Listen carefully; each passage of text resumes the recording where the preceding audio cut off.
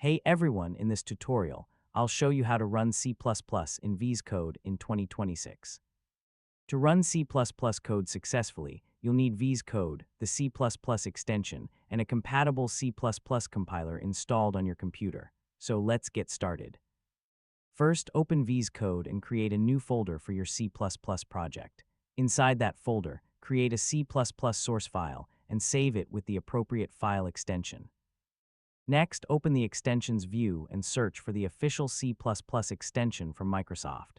Install it and reload VS Code if necessary. This adds language support, code completion, navigation, and debugging features. Now, make sure a C++ compiler is installed and available on your system. The exact compiler and setup process can vary depending on whether you're using Windows, Mac, or Linux. Open the integrated terminal and check that the compiler command works. If the terminal can't find the compiler, you may need to install it or configure your system path. After that, add a simple C++ program to your source file.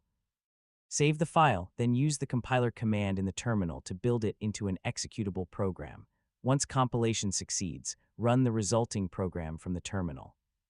You should see the program's output appear there. For larger projects, VS Code can use configuration files to control how your code is built and debugged. You can also use the Run and Debug panel to create a more convenient development workflow. If you see compilation errors, read the terminal output carefully. It usually points to the line or part of the code that needs attention.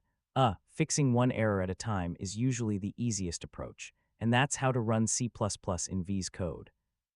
Install the required tools, configure your compiler, build your source file, and run the resulting program. Thanks for watching, and I'll catch you in the next